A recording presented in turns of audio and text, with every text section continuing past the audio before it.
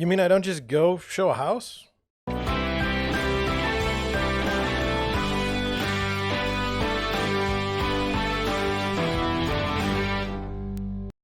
Good afternoon. So I wanted to go over this. This is normally when a buyer calls me, this is kind of the process I go over just because we can learn so much before we actually go see the property. And so I wrote this myself, and we're just going to get into it. So when a buyer calls, the first thing that I take a look at is the listing itself. So what's the asking price? How is that relative to the area? For example, if I'm looking at a home for sale in Sunset Hills here in St. Louis, and I know the average price is around 400,000, and this house comes to the market for 250, why is that? What's the reason behind it? What's the reason for the pricing? Then I look at the pictures. How are they shot? Are they professional or are they iPhone? Is the house staged or is there stuff everywhere? I mean, like on the kitchen counters, is it clean or is there just all kinds of stuff everywhere? This usually gives me an idea about what the situation is. Like, does somebody have to get out fast? Does somebody just not care? Like, what's going on? What's being hidden in the pictures? Is the house on a busy street? Is it next to a convenience store? All these things like help me put together, what this house is about. And then I like to look at the square footage. In St. Louis, we have this stupid game that we play with square footage. So what a listing agent will do is they'll go to a home like, say, in St. Louis Hills, and they'll see that it's been listed as a 1,000 square foot house for 50 years. And then they'll go to the attic, and they'll either paint the floor and add a chair or something like that, and they'll add the basement to the total square feet. And then here's the math. Let's just say $250,000 at 1,000 square feet is about $250 a square foot. But when you list it for $250,000 at 2,000 square feet, it's only $125 a square foot. That means your house looks like a bargain relative to other houses. And it's a simple equation. It's much more tricky than that because you can raise the square footage and the price asked. Now, how do they get away with this? Well, instead of using the tax records, they use appraisal or owner as the source. Another thing that's happening is that Zillow and other sources use total living area as the square footage. So if your house has 1,000 square footage on the first floor and 800 square foot basement, it shows up as an 1,800 square foot house when nothing has actually changed with the house. It's the same house. There's never been an addition. It's just adding the living area and putting that down for the total square footage. When I'm looking at the listed square feet, I'm just trying to figure out when I go to the house and say it's 1,000 square feet, is it really 1,000 square feet? Or is it much smaller or much larger? That's all I want to know. I don't care if you're playing this square footage game. I just need to know, if I have a buyer and there's 5 people in the house, they probably don't want to live in an 800 square foot house that's being marked as an 1,800 square foot house. Well, then I look and see, is it in a flood zone? Is there a deal to be had if you buy a house in a flood zone? Maybe, but it's something I want to know up front before I even show the house.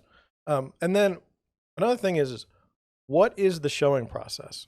So, are we making it coming soon on a Tuesday and it's not going to be allowed to be shown until Friday? I just need to know so I can schedule it. Because if somebody calls me on a Tuesday and says, hey, I want to see this house and we can't see it till Friday, I'd kind of like to know that. And then yesterday I came across a house with no same day showings. I don't know what that means. I've never seen that. It makes me question what's going on. And then finally on the listing, is there an offer due date? Okay. So that lets me know what is the game being played. Are we not having escalation clauses? Are we doing escalation clauses? This helps me understand the chances of my buyer's offer being accepted. If the game is too rigged, we just won't even bother to play. I mean, some people make it so hard to put in an offer that it's not worth doing. There's plenty of other houses where it's not difficult. The second source I look at is Google Maps, specifically Street View. I like to get a good sense of the area, but literally walking the streets. Now, I know the thought is that as an agent, I know every single area and every single street as a real estate agent, but I don't. It's easier for me to understand an area if I walk it, even if I've been there 1,000 times before, and this prepares me when I physically go. So like when I go through and walk the street, what am I looking for? What are we hiding in the picture? Is the house on a corner of a busy street? What's going on? Is there a convenience store? What's going on? So that's why I take a look at Google Maps.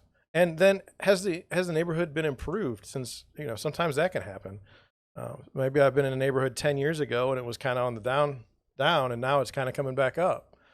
So you can see that on Google Maps. It's kind of fascinating. Uh, Number three, I then take a look at the seller's disclosure. So first of all, do they even have a disclosure posted? And then I'm looking for certain things in the disclosure. So one, did the person filling out the disclosure ever live in the house?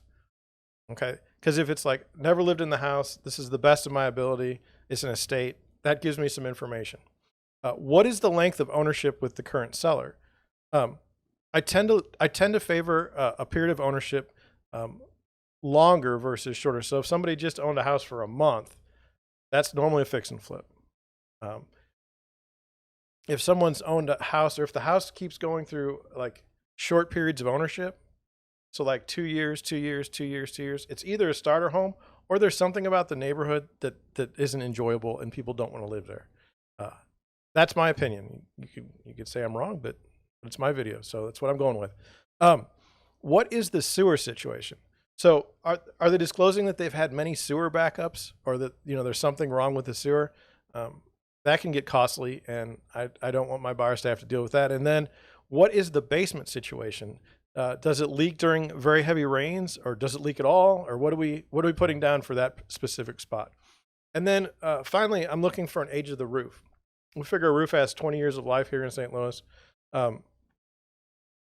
No one really, unless it's documented, no one's going to hold you to the age. Most people will write down 10 years. It could be 30 years. They don't, it's just, time goes by fast, and people don't fill out the disclosure, 100% right, for all kinds of reasons. I have a video about that that I'll put up in the cards. And then number four, I take a look at the tax records. So does everything I've seen so far line up with the tax records? So is everything, like the ownership, the square footage, is everything line up with the tax record? That's the overall goal. So I'll look at the square footage. I'll look at the property history. So is the person that filled out the disclosure the same person that owns the property? And if they're not, did it just change over recently, or what's going on with that? The last purchase price. So what did these people buy this house for? This helps me when I'm looking specifically at fix and flip. So how much money did they probably put in the house, and how much profit is anticipated? So, if I go to a house and, they put like 10,000 in it, okay, and they're asking $100,000 more, it's not a value proposition at that point. I'm not real interested for my buyers. And so that's what I do. I don't look at the data to scare my buyers. I'm looking to get some sort of narrative, some sort of understanding about why is this person selling? What is the neighborhood about? And then specific to this house, like what are the features that my buyers may or may not be interested in? And if they did know this information, would they still be interested in buying the house? That's why I look at that information. I like to have a good idea. Now, this is for a normal priced house in St. Louis. If it's a luxury home, there's a good chance that I've already been to the house to take a look at it before my buyers go to it, and then report back to them. But that doesn't happen very often. Most of the time, one of my buyers will see a listing. They'll be interested based on the first picture, and they'll want some more information. And those are the things that I take a look at before I schedule a showing. With that, I'm going to head out. Thank you for watching. Thank you for listening, and I'll catch you on the next one.